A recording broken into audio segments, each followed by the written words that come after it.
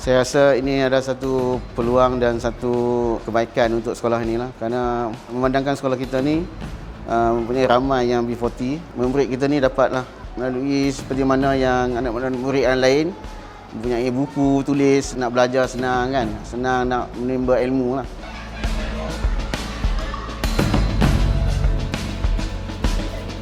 Harapan saya kepada anak-anak murid ni supaya dapatlah menggunakan peluang dan bantuan-bantuan daripada PKB ini untuk lebih meningkatkan kemajuan dalam pelajaran dan berjaya dalam pelajaran mereka. Masih ramai anak-anak seluruh negara yang tidak mendapat akses yang baik kepada buku-buku tulis. Anak murid yang punya akses kepada alat bacaan, alat tulis, buku yang cukup, keyakinan mereka berbeza.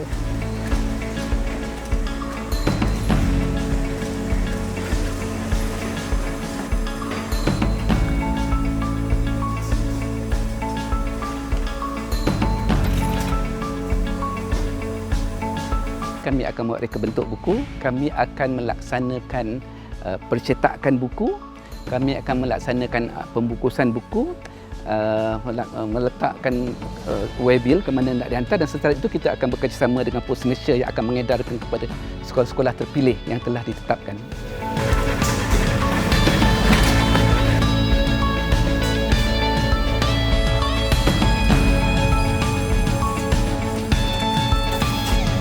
Datanglah anak daripada latar belakang sosioekonomi yang bagaimana, susah atau senang atau sederhana, semuanya sama penting dan semuanya apabila diberikan peluang yang sama rata itu, mereka juga boleh menjadi insan yang berdaya, berjaya dan bantu kita untuk membangunkan negara di masa hadapan.